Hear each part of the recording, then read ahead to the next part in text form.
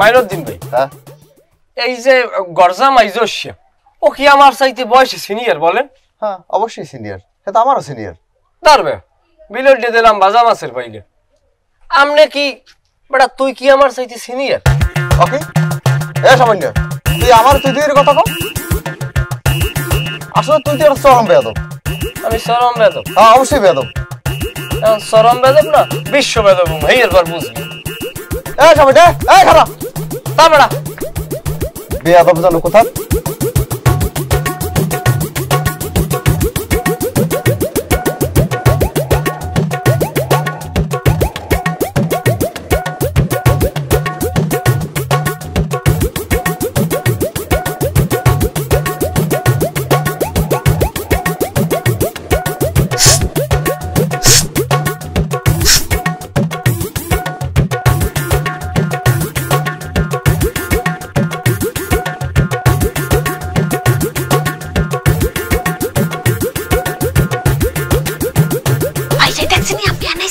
ভাইয়া ঘরে আমি জানেন না ভাইয়া দেখতে করবে কসু দেখতে বলতে কি করবে বেটা হেলকে সময় না যদি দেখে মোর ইচ্ছা মতো শেষ প্যাক করে কি বাচ্চা পাইছো কই বল দা হালাইটা দেখেন এটা কি বাচ্চা, এটা কি মানুষের বাচ্চা, এটা খরগোশের বাচ্চা।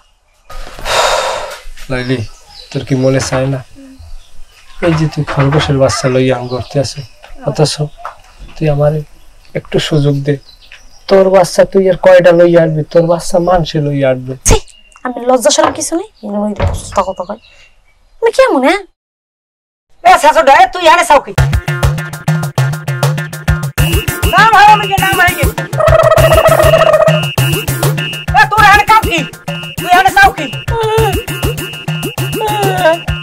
এই হর কি মগ গাই গরু উঠে পাই না তাই বাসুরটা বাড়ি বান্ধা তাই আবার কাছে যাই থাক না শেখ বাড়ির পিছনে যাই পাওনি গরু ধোয়াই ভাই লাগে মুই গরু বসাইতে আইছি।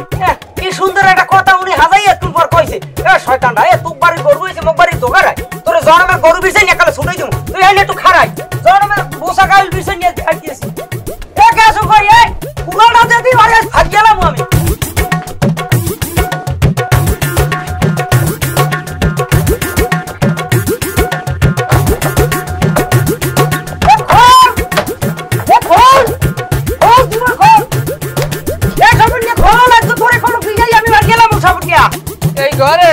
এই ঘরে স্বপন ঢুকতে আছে অল্পের মধ্যে ইটিয়ার পাইবে না হ্যাঁ ঢুকবি রে মুই বাঁচিয়ে থাকতে তুই ঢুকবি এই ঘরে হ্যাঁ জনমের ঢুকা ঢুকো মনে তোরে আরে সব